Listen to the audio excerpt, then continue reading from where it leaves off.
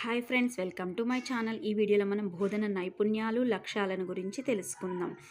భావన విద్యార్థులు ఆశించిన మార్పులను తీసుకురావడానికి ఉపాధ్యాయుడు తరగతి గదిలో నిర్వహించే నిర్దిష్ట బోధన కృత్యాలను, మెలకువలను, విధానాలను బోధన నైపుణ్యాలు అంటారు. జహంగీర్ బోధనలో నిర్దిష్ట లక్ష్య సాధనకై నిర్వహించాల్సిన పరస్పర సంబంధం కలిగిన బోధన ప్రవర్తన అంశీభూతాల సమితి బోధన నైపుణ్యాలు.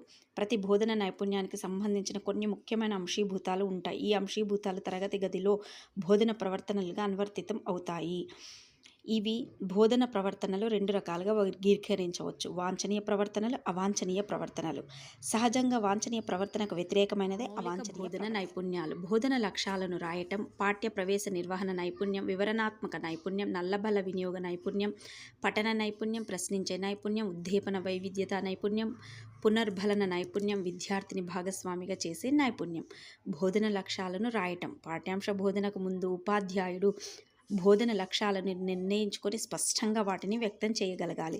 సమర్థవంతంగా బోధన లక్ష్యాలు, స్పష్టీకరణలు రాసుకోగలిగితే వారి తరగతి గది బోధనకు దిశానిర్దేశం కలిగినట్లు భావించవచ్చు. నెక్స్ట్, పాఠ్య భాగ నిర్వహణ నైపుణ్యం.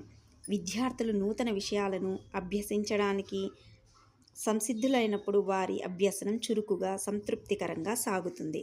ఉపాధ్యాయుడు బోధించే అంశాన్ని అభ్యసించగల అనే విశ్వాసం విద్యార్థులకు కలగాలి. తాము నేర్చుకోబోయే అంశం తమకు ఉపయోగకరమని విద్యార్థులు భావించాలి. ఉత్సాహభరితమైన తరగతి వాతావరణాన్ని సృష్టిస్తూ పాఠ్యాంశాన్ని ప్రవేశపెట్టడానికి ఉపాధ్యాయులు రెండు కృత్యాలు నిర్వహించాలి. అందులో మొదటి పూర్వజ్ఞాన పరిశీలన. తెలిసిన దాని నుంచి తెలియని దాని వైపు పయనించడం అనే మనోవిజ్ఞాన శాస్త్ర సూత్రాన్ని అనుసరించి నిర్వహించవలసిన కృత్యం. అభ్యసించబోయే నూతన అంశానికి సంబంధించిన పూర్వజ్ఞానం విద్యార్థులకు ఏ మేరకు ఉందో తెలుసుకోవడానికి 1-2 ప్రశ్నలు వేయాలి. బోధన లక్ష్యాలు అన్ని రంగాల్లోనూ, అన్ని స్థాయిల్లో కలిగి అభ్యసన ఫలితాలకు సంబంధించిందై బోధన లక్ష్యాలు జ్ఞానరంగం, భావావేశ రంగం, మానసిక చలనాత్మక రంగాల్లో గరిష్ట కనిష్ట స్థాయిలకు సంబంధించిన అన్ని అభ్యసన ఫలితాలకు సంబంధించిందై ఉండాలి.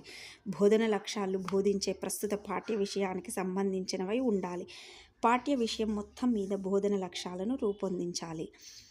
రెండవ నైపుణ్యమైనది నెక్స్ట్ వీడియోలో తెలియజేస్తాను. Okay, thank you friends. ఈ వీడియో కనుక నచ్చినట్టయితే లైక్ చేయండి, షేర్ చేయండి. Please subscribe my channel.